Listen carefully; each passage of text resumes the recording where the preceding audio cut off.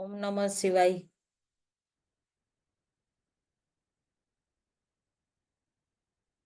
આજની આપણે વિજ્ઞાન ભૈરવ તંત્રની ધારણા 24મી લેશું. 24મી ધારણા. એક ધારણા આપણે જેમ જેમ આગળ વધતા જઈએ છીએ તેમ તેમ આપણને આત્મબોધ થતો જાય છે.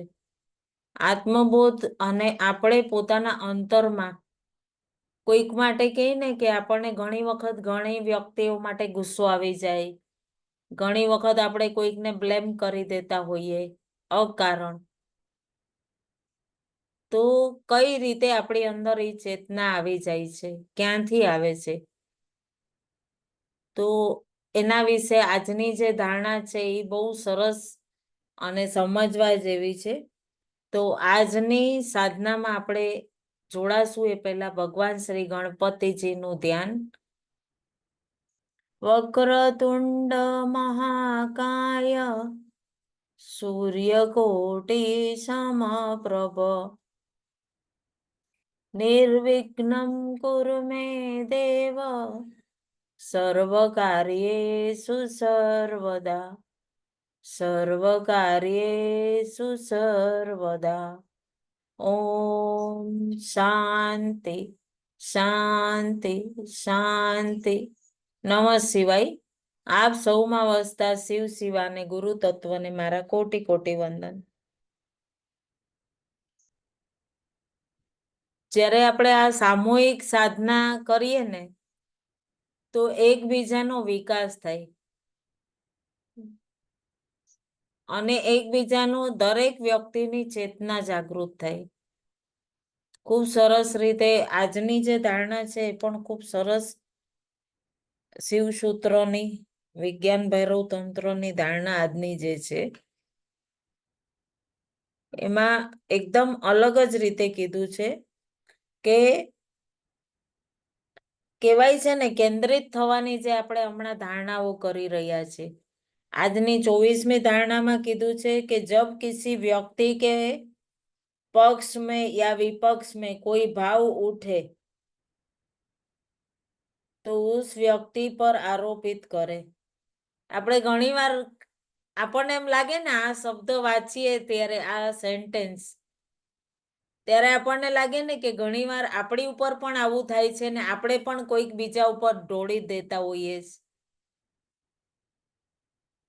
ના ના આમાં મારી ભૂલ નથી, મેં તો કહી દીધું તું તમને શાક લેતા જાઉં છું, તમે ન લાવ્યા તમારી ભૂલ છે, તમે વોટ્સઅપ ચેક નતું કર્યું. કહી દઈએ જ ને આપણે ઘણી વાર છટકબારી. એટલું સરસ આમ કહીએ ને કે આ સેન્ટેન્સ વાંચતા આપણને ઈ મગજમાં આવી જાય.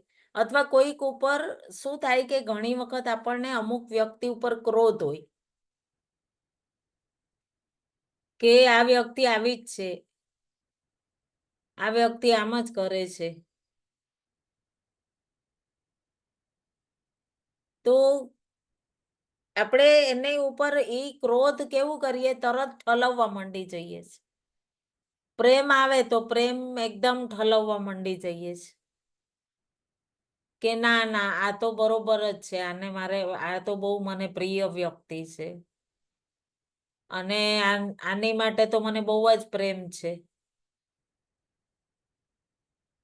તો અહીંયા આપણને કેવું કીધું છે શિવસૂત્રમાં કે અહીંયા આપણે આપણા જીવનમાં કોઈ પણ વ્યક્તિ માટે પ્રેમ યા ઘૃણા જ્યારે આવે ત્યારે તરત જ આપણે પ્રદર્શિત ન કરવું. અકારણ જ આપણે આનંદની સ્થિતિને ઘણી વખત તણાવમાં આપણે બદલી દઈએ. આ બધા કારણ શું છે કે બધું આપણી દેહથી કનેક્ટેડ છે. કે મનુષ્ય આ સંસારમાં અનુભૂતિ લેવા આવ્યો છે, જે પાછલા જન્મમાં, એના આગળના જન્મમાં, એના આગળના જન્મમાં દરેક જન્મની અનુભૂતિ લેવા અહીંયા આવ્યો. તો બધાનો સાર એક જ કે આપણે આ જીવન લીધું છે અને આપણને આ વખતે કંઈક તો જ્ઞાન થયું છે કે દેહ સ્વરૂપમાં રહીને આપણે કંઈક તો પ્રાપ્ત કરવું છે. અને જે રિયલ ઓરિજિનલ તથ્ય છે ને આપણે ભૂલી ગયા. આપણે પોતાનો જે વિકાસ કરવો છે એ ભૂલી ગયા. ફરી મરી ગયા, ફરી જન્મ લીધો, ફરી મૃત્યુ પામે. તો આ શિવસૂત્રની જે 112 વિધિ છે એની અંદર આપણને પોતાના આત્મબોધથી કનેક્ટ કરવા. આપણી આત્મા શું છે? આપણે કોણ છીએ?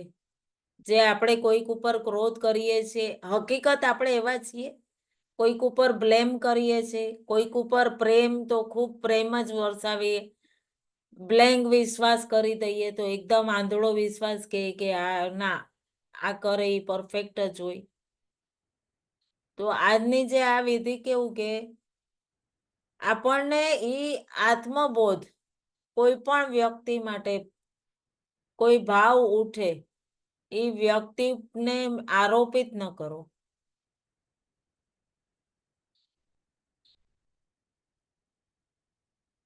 કે એ વ્યક્તિનો વિરોધ ન કરો, એની માટે ઘૃણા ન કરો. અગર આપણને ક્રોધનો ભાવ આવ્યો છે, ક્રોધનો, તો અપેક્ષિત નહીં થવાનું. આરોપિત ન કરીએ, અપેક્ષિત ન કરો. હવે ઘણીવાર કેવું હોય કે 4-6 જણની વચ્ચે આપણે હોઈએ અને આપણને કોઈ ખૂબ ઉકસાવે, ખૂબ ભલું બુરું બોલે, ખૂબ ભલું બુરું બોલે, પણ વાત જ્યારે પોતાના આત્મસન્માન પર આવી જાય તો પછી આપણે બી કહીએ ને કે હવે તને બતાવું, હવે તું તો ગઈ, કે હવે તું તો ગયો, હવે તને હું બતાવું કે હું કોણ છું, કહીએ ને આપણે. પછી આપણે બધી જ પોતાની સીમાઓ પાર કરી દઈએ. કેમ? પછી કોઈક આપણને બોલ્યું, આપણો વિષય બની ગયો કે આણે મને ઉકસાવ્યું હતું, એણે મને કઈ ઓછું નહોતું કર્યું. આપણા જીવનનું આ ખૂબ ઘણું બધું મહત્વનું સૂત્ર છે. આપણું જે આત્મિક, જે ઘણી વખત આપણી અંદરનું જે ચિંતન હોય છે એની અંદરથી આપણને બહાર લઈ આવે છે. આરોપિતનો મતલબ શું કે આપણે બીજાને કારણ સમજીએ છીએ. જે પણ આપણી સાથે થઈ રહ્યું છે એનું કારણ આ ફલાણું છે. કોઈક માટે ઘૃણા થઈ ગઈ, પ્રેમ થઈ ગયો, પક્ષ યા વિપક્ષ થઈ ગયો. એ વ્યક્તિ ઉપર આપણે ભાવ પૂરો ઠલવી દઈએ છીએ. પણ આપણે એ યાદ કરવું જોઈએ કે આ વસ્તુ આવી ક્યાંથી. સામેવાળાએ આપણને કેમ આટલું ખરોચીને ઉકસાવ્યું? આપણા સ્વાભિમાન માટે વાત કહી દીધી. 4 લોકોમાં મારું અપમાન કરી દીધું, ઇન્સલ્ટ કરી દીધું મને. મેં એક કામ ન કર્યું તો મને એણે દોષ આપ્યો. વારંવાર એ વસ્તુ માટે મને ટોકવા માંડ્યા ઘરવાળાઓ પણ. જ્યારે કરતા હતા ત્યારે તો કોઈ ન બોલ્યું. ઘણી ગૃહિણીઓ, આજની જે ગૃહિણીઓ હોય છે, આપણે તો આપણા જમાનામાં ઘણું સહન કર્યું હશે, પણ આજની જે ગૃહિણીઓમાં પેશન્સ કે ને એ જ નથી હોતું. કે કેમ મને આમ કીધું, તમે મને એમ કહી જ કેમ શકો? ત્યારે કેવું કીધું છે કે સ્તોત્ર ક્યાં છે જ્યાં વહી રહ્યો છે? કંઈક કારણ તો બન્યું. સ્તોત્ર ક્યાંથી આવ્યું? આપણો ક્રોધ જે છે, પ્રેમનો ભાવ છે તો પ્રેમ છે કે આ વ્યક્તિના કારણ મને પ્રેમ છે, આ વ્યક્તિથી પ્રેમ છે. અને એના કારણ આપણે સ્વયંથી પ્રેમ કરીએ છીએ. ફલાણાએ મને ખૂબ ઉકસાવ્યું, કંઈક બોલ્યું, બંને ભાવને જોશું ને તો કોઈની બીજાની ઉપર આપણે પોતાનો ભાવ પ્રેક્ષિત કર્યો અને આપણને એ અનુભવ થઈ રહ્યું છે. હવે આમાં એક ઉદાહરણ એવું આપીશ કે એક બાલટી અગર ખાલી છે, ખાલી બાલટીને આપણે કૂવામાં નાખી, તો કૂવામાં અગર પાણી છે તો એ ભરાઈને આવશે, અને અગર કૂવો જ ખાલી છે તો બાલટી શું થશે? ખાલી આવશે. ખરાબ પાણી છે, સારું પાણી છે, અવાવરું પાણી છે, અવાવરો કૂવો છે, ખૂબ ઊંડો છે, તો એ પાણી કેવું આવશે?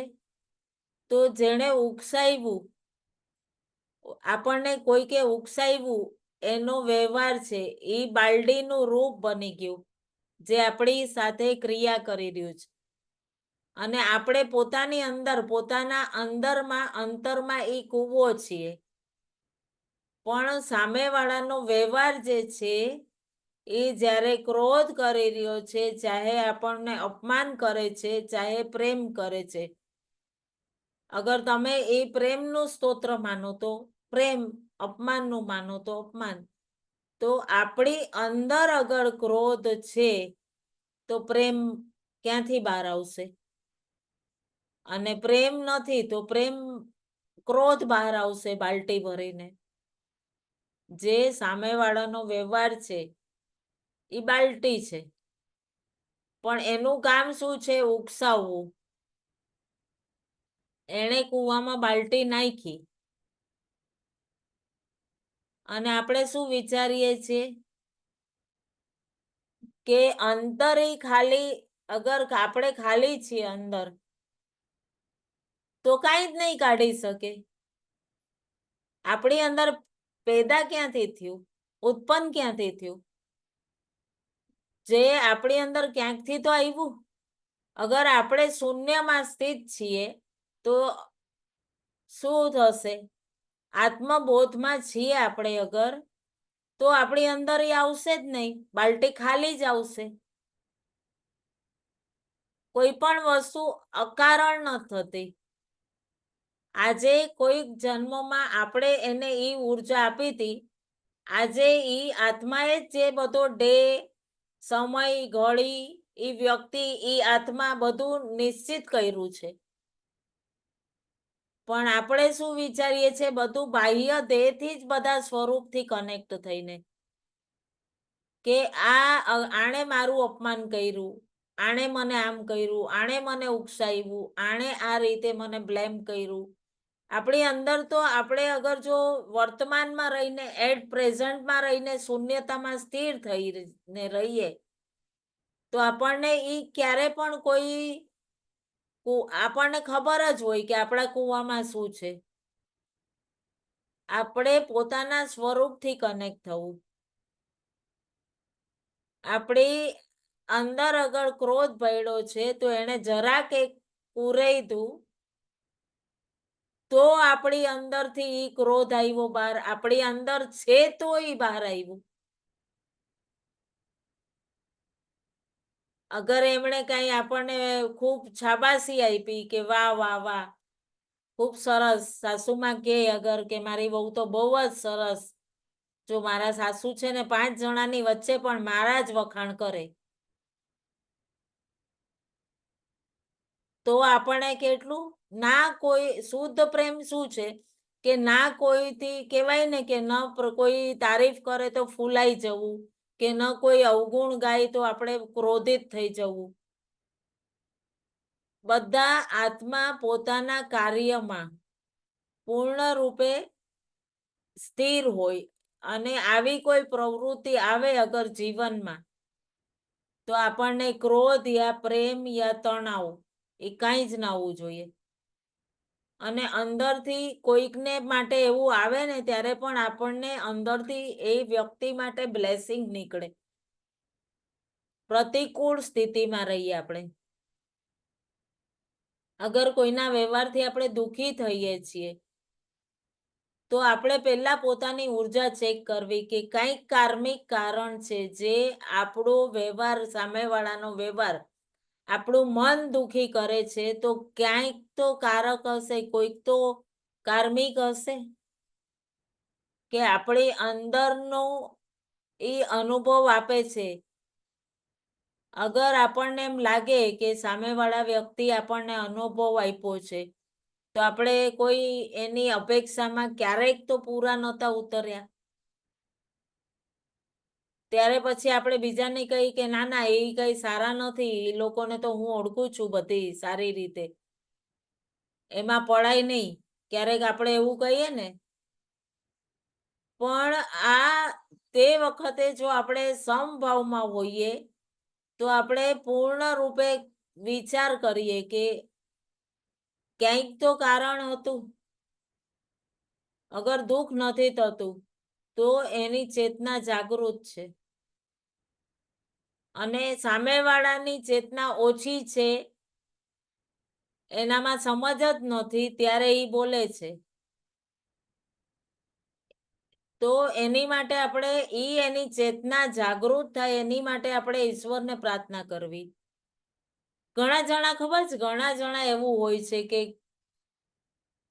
કોઈ કેટલી બી ઉંમરનું હોય, કઈ એક કાકા હતા, એમને એક ઉદાહરણ આપું તો એમને કોઈ એટલું બધું ઉકસાવી જાય ને, એ કાકાને નાનોથી નાનો છોકરો હોય ને એ પણ કાકાને ટાપલું મારી જાય, ઉકસાવી જાય, કાંઈ પણ બોલી જાય, તો એ કાકા હસીને આમ કરી દે. પણ ત્યારે મને એમ થાય કે આ કેમ એમ કરે, તો એકવાર પૂછ્યું તું મેં કે આવી રીતે કેમ તમે આમ જ, તો કે ઈ ગાંડો છે, હું થોડી ગાંડો છું.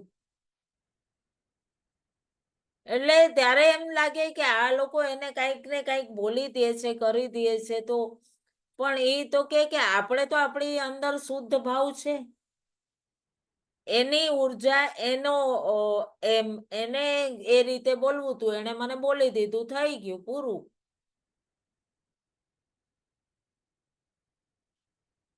જો ઘણી વખત કેવું હોય કે કોઈક વ્યક્તિએ મને કેમ આવી રીતે કીધું, એની ચેતનાનો આધાર છે.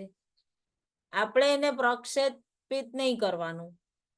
આપણે પોતાની અંદરની વસ્તુને બીજા ઉપર ન નાખવી.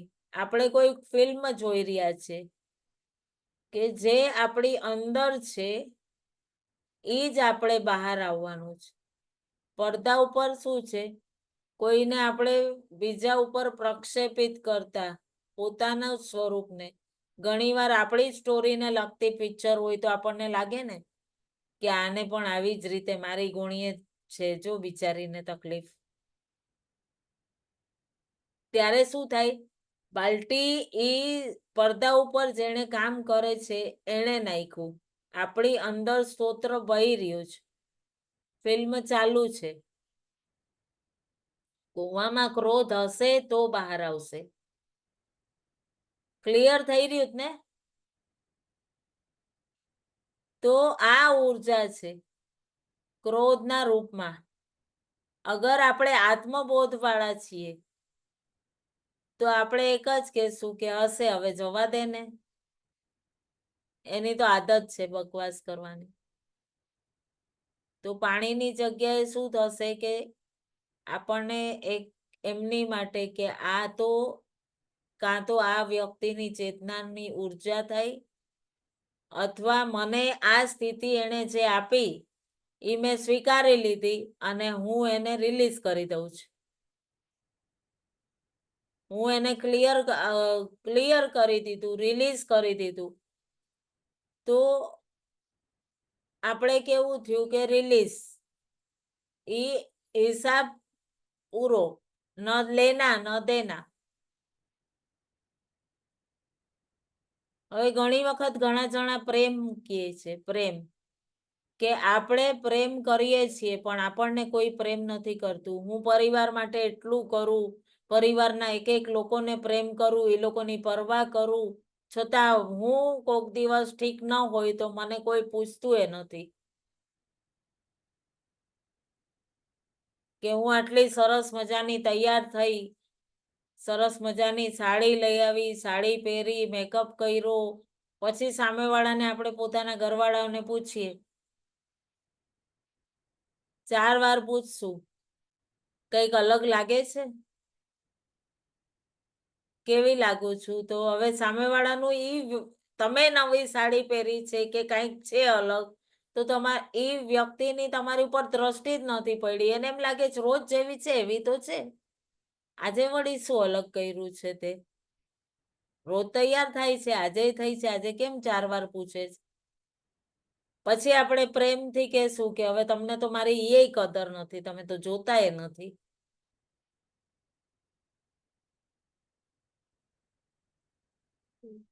તો આમાં કેવું છે, ઘણા જણા બહુ બધા કારણ પેદા કરી દે કે કોઈક ઘણી સ્ત્રીઓ એવો અણગમો કે મારા પતિને ખબર નહીં હોય કે મેં નવી સાડી પહેરી છે, કે એને કોઈક બીજો ચક્કર તો નહીં હોય, કંઈક આમ તો નહીં હોય, કંઈક આવું તો નહીં હોય, કે એની મમ્મીએ તો નહીં ચડાવી દીધું હોય કે આજે મને એમ કે છે તું જેવી છે એવી જ લાગે છે, એમાં શું છે?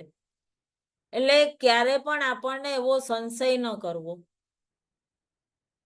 પણ જ્યારે આપણને ખબર છે કે એના સ્વરૂપમાં શું છે, આપણે એ સ્થિતિને સમજવી છે કે આ આપણા જીવનમાં શું મહત્વ રાખે છે વ્યક્તિ. સામેવાળી વ્યક્તિ તો પોતાનું કર્મ કરે છે, એનું અસર આપણા ઉપર શા માટે કરવું? અને જ્યારે આપણે કહેવાય ને કે રાત્રે સૂઈએ બેડમાં, ત્યારે આપણે એ અનુભવ હોવો જોઈએ કે આખા દિવસમાં આપણે શું શું અનુભવ કર્યું હતું. મારી અંદર મેં ક્રોધ કર્યો, તો મારી અંદર આ સ્ત્રોત્ર આવ્યો ક્યાંથી? કોના માટે ક્રોધ આવ્યું, કોઈ માટે જજ બ્લેમ આવ્યું, કમ્પ્લેન આવી? પ્રેમ ઘણી સારી વસ્તુ છે, પણ પ્રેમનું સ્તોત્ર આટલો બધો, એ પ્રેમને પામવા કરતા ખોવાની બીક વધારે, એવું ક્યાંથી આવ્યું? આ આપણી વીકનેસ થઈ ગઈ.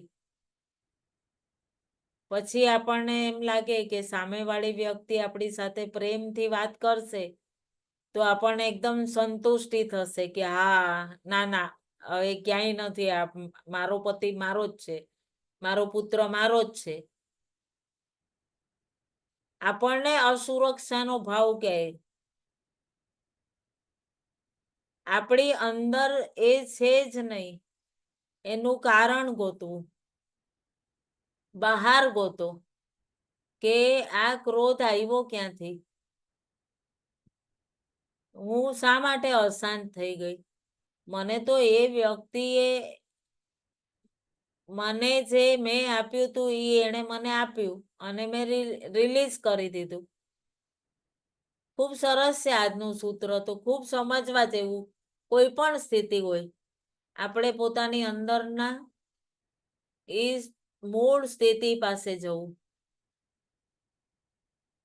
કોઈ પાસે જવું, અપમાનિત કરવું, કોઈ ક્રોધ પેદા નથી કરી શકતું.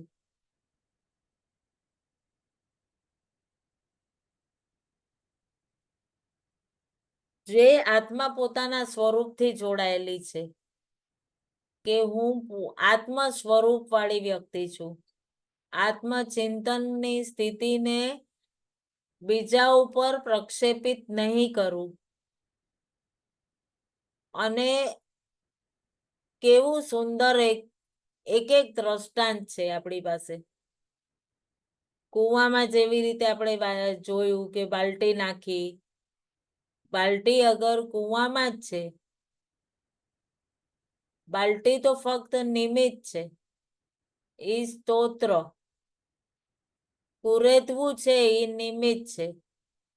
એણે આપણને અનુભવ અપાવવા માટે આ કર્યું છે. આપણી સાથે જ કેમ એમ થયું?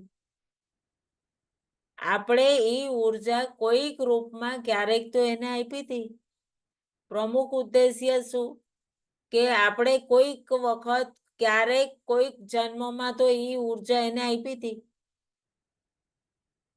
ત્યારે એને આપણને રિટર્ન આપ્યું ને આપણે પછી એને લેવું નથી અને પાછું એની જ ઉપર એ પોટલો એની જ ઉપર ફોડવો છે, ફુગ્ગો એ ફૂલાવી અને પાછો એની જ ઉપર ફોડવો છે. આપણા સ્તોત્ર ઉપર આપણે કેન્દ્રિત રહેવું. જ્યારે ભાવ આવે ને આજે ધ્યાનમાં, ત્યારે એ જ કોઈએ અમારા ક્રોધને જાગૃત કરવા માટે આપણી અંદર ક્રોધ છે, તો એની માટે આપણે સામેવાળાનું થેન્ક યુ, ધન્યવાદ કરવો. તુરંત એના ભાવ ઉપર નહીં જવાનું, પોતાના સ્તોત્ર ઉપર કેન્દ્રિત થાવ કે આપણી અંદરથી શું આવે છે, ક્યાંથી આવ્યું. જે આવે છે, ક્રોધ આવે છે, તો આ વ્યક્તિએ આપણને જાણવા માટે મોકો આપ્યો કે આપણી અંદર છે. અને આંખ બંધ કરો અને જુઓ, કોઈક માટે ક્રોધ છે, ઇરિટેટ છે, તો ઊંડા ધ્યાનની તરફ લઈ જશે એ સ્તોત્ર તમને. એણે કર્મ કર્યું એ આધાર, એ નિમિત્ત છે. સાચે ને આપણને ક્રોધ આવે છે, ઇરિટેશન થાય છે, તો સૌથી પહેલા તો એ વ્યક્તિનો ધન્યવાદ, થેન્ક યુ કરો અને એ સ્તોત્રની ઉર્જાને ચેક કરો કે હું બીજા ઉપર વિશ્લેષણ શા માટે કરું. બીજાના કારણ આપણને ક્રોધ થઈ રહ્યો છે, ત્યારે આપણે વિચારવું કે હું કેન્દ્રમાં નથી. આ ભાવ આપણને એ સ્તોત્રથી જ આવે છે, ચાહે ઘૃણા હોય, ચાહે પ્રેમ હોય, ચાહે ક્રોધ હોય. એ સ્તોત્રની પાસે જાઓ અને ત્યાં આગળ જઈને એ સ્તોત્રમાં પોતાની અંતરમાં ઝાંખો અને પૂછો કે આ ક્યાંથી આવ્યું મારી અંદર. જ્યારે હું જન્મ લીધો ત્યારે તો આવું હતું નહીં, આ સ્થિતિ હતી જ નહીં, તો આવ્યું ક્યાંથી. પોતાની અંદર જઈને ખૂબ શીતળતાથી, અંદર જેમ જેમ અંદર અંદર જશું તો આપણી અંદર એક અલગ પરિવર્તન આવશે અને એક બીજો સંસાર આપણી સામે આવશે, બીજા ભાવમાં, બીજી અવસ્થામાં પહોંચી જશું. ખૂબ સુંદર આ ક્રોધ, ઘૃણા, પ્રેમ યાત્રા માટે આપણને પોતાની અંતરની યાત્રા કેટલું સુંદર શિવ ભગવાને બતાવ્યું છે કે આપણે ધ્યાન મતલબ આપણી શ્વાસોથી જોડાવું, ફક્ત એની જ સાથે જોડાઈને ઊંડાણમાં ઉતરવું. અને એની પણ કેવી કે દરેક અલગ અલગ વ્યક્તિની અલગ અલગ ઉર્જા છે, પણ દરેકે એ શ્વાસ સાથે ઉતરી અંદર કેવી રીતે ઉતરવું, અંદર શું છે, જવા માટે આપણી પાસે માર્ગ કયો છે, તો માર્ગ આપણને બતાવ્યો છે. પોતાના સ્વરૂપને આપણે ઓળખી જ નથી શકતા અને ઊંડા આ શરીરને ફ્રન્ટ ભાગથી જ આપણે જોઈએ છીએ અને આટલી જ ગહેરાઈ આપણે જાણીએ છીએ. માથાથી પગ સુધીની જ ઊંડાણ જાણીએ છીએ આપણે. પણ કોસ્ચ્યુમ જે આ વસ્ત્ર છે, આ દેહ છે, એ કોસ્ચ્યુમ છે, એ વસ્ત્ર છે, તો અંતરમાં ઉતરવા માટે આપણે ગતિ કરવી અને ગતિ કરવી અને હંમેશા જે વ્યક્તિ હંમેશા સમતલ રહે, પ્રેમના ભાવમાં, મોહના ભાવની આસક્તિમાં, એ બધા માટે પણ ખૂબ જરૂરી છે. એટલું સુંદર બતાવ્યું છે કે એને પણ વ્યર્થ ન સમજો કે ધ્યાન માટે આપણે ફક્ત શ્વાસથી જ જોડાવું. પણ ભગવાન શિવે બહુ સરસ અલગ અલગ વ્યક્તિની અલગ અલગ પ્રવૃત્તિ છે કે અમને શ્વાસથી જોડાતા આટલા બધા વર્ષ થઈ ગયા, પણ આપણી કેવી રીતે પ્રગતિ ન થઈ, કઈ રીતે આપણી જે બદલાવ ના આવ્યો ને ફરી આપણી અંદર એ ઉર્જા આવી, ફરી આપણી અંદર એ પ્રવૃત્તિ ક્યાંથી આવી? તો આ શક્તિમાં રહેવું, તો આ સ્તોત્ર મારી અંદર ક્યાંથી આવ્યું, એને જ પકડીને જવું ધ્યાનમાં, અને પોતાની અંદર ઊંડાણમાં ઉતરી શકે છે. ખૂબ સરળ અને ખૂબ સહેલું છે. શિવસૂત્ર એકદમ ઈઝી છે. ખૂબ સુંદર અને સરળ રીતે આપણે પોતાની અંદર ઉતરી શકીએ. આસાન એકદમ. એટલું આસાન કે આપણને ખબર જ ન પડે કે ક્યારે આપણી અંદર પરિવર્તન આવી ગયું. અને આસાન એટલા માટે આપણે પૂર્ણ રૂપે પોતાની અંતરમાં એ શૂન્યતામાં સ્થિર થઈએ. પછી આપણને કોઈ કહે કે જજ બ્લેમ કર્યું તો આપણે ક્રોધ કરે તો આપણે ત્યારે એકદમ સમતલ, એકદમ કે ભગવાન આ સામેવાળી વ્યક્તિની ચેતના જાગૃત થાય. એણે મને આપ્યું એ મેં લઈ લીધું અને રિલીઝ કરી દો. તો આપણે આ જ રીતે આજે ધ્યાનમાં જોડાશું. ધ્યાનમાં જોડાવા માટે કેવું છે કે આપણે પૂર્ણ રૂપે ઊંડાણમાં ઉતરવાનું છે. પૂર્ણ રૂપે ઊંડાણમાં ઉતરશું અને પૂર્ણ રૂપે આ જે શ્વાસ છે એ જ આપણી સહાયક છે. કે બીજા કોઈ વ્યક્તિને આપણે પ્રક્ષેપિત નથી કરવું. પોતાની અંદરની ઉર્જાને સજગતાથી ઓળખવી છે, ચેક કરવી છે. અને અંદર આપણે કેન્દ્રિત કરવાની છે પૂર્ણ બ્રહ્માંડની ઉર્જા. તો ફરીથી આપણે રીજોઈન્ટ કરશું. ક્લિયર થઈ રહ્યું છે ને? તો આપણે ફરીથી રીજોઈન્ટ કરશું ધ્યાન માટે. બરાબર?